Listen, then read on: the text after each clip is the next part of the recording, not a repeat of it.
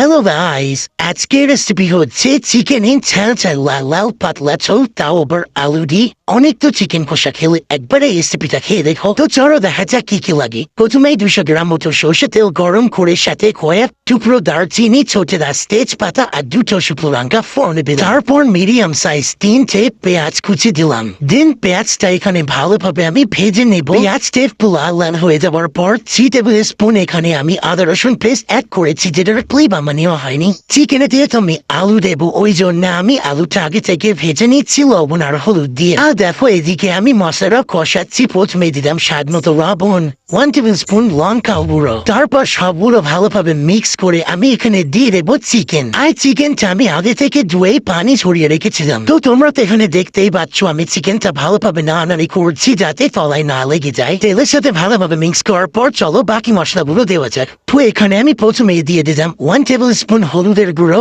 1 table spoon জিরের গুঁড়ো and 1 table spoon ধনিয়ার গুঁড়ো। আর লাস্টটা হচ্ছে সিক্রেট মশলা, যেটার নাম আমি নিজেও জানি না গাই। মানে সব রকম মশলা মিক্স, মানে ওই গরম মশলা যেটা রেসিপি চাইলে আমি দিয়ে দেবো। তারপরে এখানে আমি পানি দিয়ে দিয়েছি, যে যেরকম ঝোল খাবে সেই অনুপাতে এখানে পানি দিতে হবে। আর এখানে চিকেন লেগ পিসটা কিন্তু আমার জন্য। আর দেখো ঠিক এই সময় কিন্তু ভেজে রাখা আলুগুলো আমি ঝোলের মধ্যে দিয়ে দিচ্ছি। আলুটা দিয়ে আলতো হাতে সবগুলো মিক্স করে আমি 10 মিনিটের মতো ঢাকনা দিয়ে ঢেকে রেখেছিলাম। তোমরা আমার চ্যানেলের কি কি টাইপের রেসিপি ভিডিও দেখতে চাও কমেন্ট করে জানিও।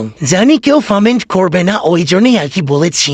Look at this guys, কালারটা জাস্ট দেখো কতটা টেস্টি হয়েছে। তো এটা হচ্ছে লাস্ট এর চলো গাইস, এরপরে আর কোনো কিছু অ্যাড করা হবে না। তো এখানে আমি আমার পরিমাণ মতো পানি দিয়ে দিয়েছি। তো পানি দিয়ে নাড়াচাড়া করে আমি কয়েকটা বরফ তুলে নিয়েছি। আর আমার রান্না কিন্তু এখানে হয়ে গেছে। লাস্টে আমি 3টে ছুরি লাচ ফাটিয়ে এখানে দিয়ে দিলাম। Look at this recipe guys, এতটা delicious লাগছে দেখতে আর দেখো একদম লালা ঝাল। আর এই চিকেন লেগ পিসটা কিন্তু আমার গাইস কেউ নজর দেবে না। তো যাই হোক, আজকের রেসিপিটা কেমন লাগলো কমেন্ট করে জানিয়ে তো বাই।